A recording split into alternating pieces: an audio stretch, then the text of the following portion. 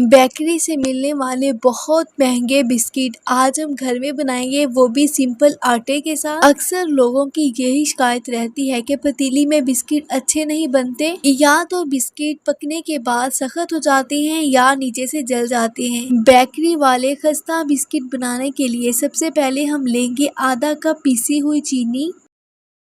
इस बात का खास ख्याल रखें कि जब भी बिस्किट बनाने हो हमेशा पीसी हुई चीनी का इस्तेमाल करें। अब दूसरी चीज़ जो कि बहुत ही इम्पोर्टेंट है वो है घी। मैंने तकरीबन टोटल 3 चम्मच घी का इस्तेमाल किए। बेकरियों में बिस्किट को बनाने के लिए बटर का इस्तेमाल किया जाता है, लेकिन बटर सबके घरों में मौजूद नहीं होता, तो इसीलिए हम बटर की जगह पे घी इस्तेमाल कर रहे हैं।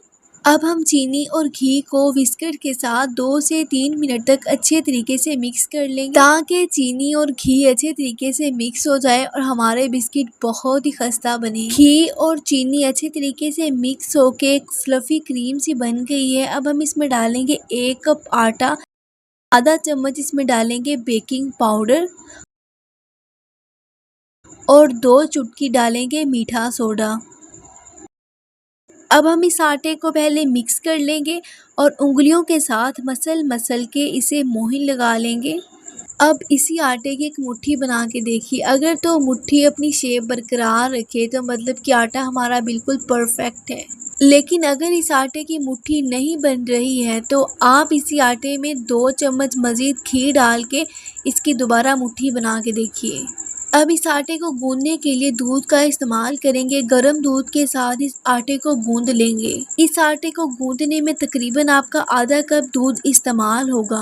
मैंने ये खस्ता बिस्किट बनाने के लिए आटे का इस्तेमाल किया, वही आटा जिसके साथ हम घर में रोटी बनाते हैं। लेकिन अगर आप चाहें तो आप आटे की जगह पे मैदे के साथ भी बिस्किट बना सकते हैं। मैंने तो आटे के साथ इसीलिए बनाया ताकि हर कोई आसानी से बना सके। और सबसे अहम बात कि आपने इस आटे को सख्त गूंदना है। आटा हमारा बिल्कुल है तैयार।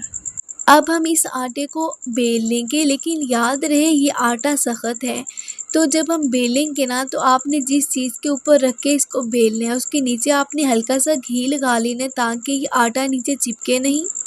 और फिर अपनी पसंद की कोई सी भी शेप में इसे कट कर लें। आप चाहें तो बोतल के ढक्कन के साथ इसे गोल शेप में कट कर सकते हैं, या फिर मेरी तरह इसे स्क्वायर शेप में कट कर लें।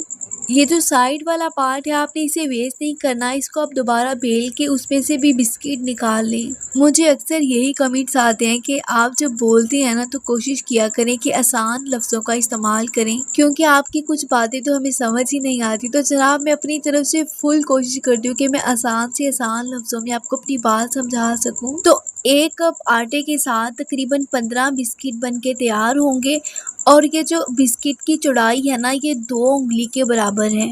अब मैं आपको एक छोटी सी सीक्रेट टिप बताती हूँ। सबसे पहले आपने एक अंडा लेना है। अंडे में आपने 2 चुटकी येलो फूड कलर यानी कि जर्दे वाला रंग डाल देना है। अब इस अंडे को अच्छे तरीके से कर लेंगे मिक्स। जब आप ये अंडा बिस्किट के ऊपर लगा के बिस्किट्स को बेक करेंगे तो उसको देखने से ऐसा लगेगा जैसे आपने ये बिस्किट ओवन में बनाए हैं। अब जिस भी थाली में आपने बिस्किट को बेक करना है, आपने थाली के नीचे हल्का सा घी लगाना है, उसके ऊपर आपने बटर पेपर लगाना है और बटर पेपर के ऊपर भी हल्का सा घी लगा लें। लेकिन अगर आपके पास बटर पेपर नहीं है तो आप बटर पेपर की जगह पे सादे कागज़ को काट के लगा लें। जब मेरे पास भी बटर पेपर नहीं होता तो मैं सादे कागज़ को ही काट के लगाती हूँ। अब हम बिस्किट के ऊपर लगाएंगे वही अंडा जिसके अंदर हमने कलर मिक्स करके रखा है।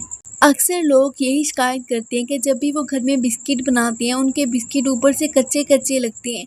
लेकिन अगर आप इस तरह अंडे में जर्दे वाला रंग डाल के इसके ऊपर लगाएंगे तो यकीन मानिए देखने में ऐसा ही लगेगा जैसे आपने बेकरी से बिस्किट मंगवाए हैं। अब इन बिस्किट को मज़ीद खूबसूरत दिखाने के लिए इसके ऊपर थोड़े से तिल लगा देंगे। ये जो आज के बिस्किट हैं हम इन्हें बगैर ओवन के सिंपल पतीली में बनाएंगे। सबसे पहले आपने पतीली को चूल्हे के ऊपर रख के इसे 10 मिनट के लिए गर्म कर लेना है। 10 मिनट के बाद आपने इस खाली पतीली में स्टीमर रखना है। लेकिन अगर आपके पास स्टीमर ना हो तो आप स्टीमर की जगह पे किसी कटोरी को उल्टा करके रख दें, उसके ऊपर ये बिस्किट वाली प्लेट रख के इसे ढक दें और इसे 20 मिनट हल्की आंच पे पका लें।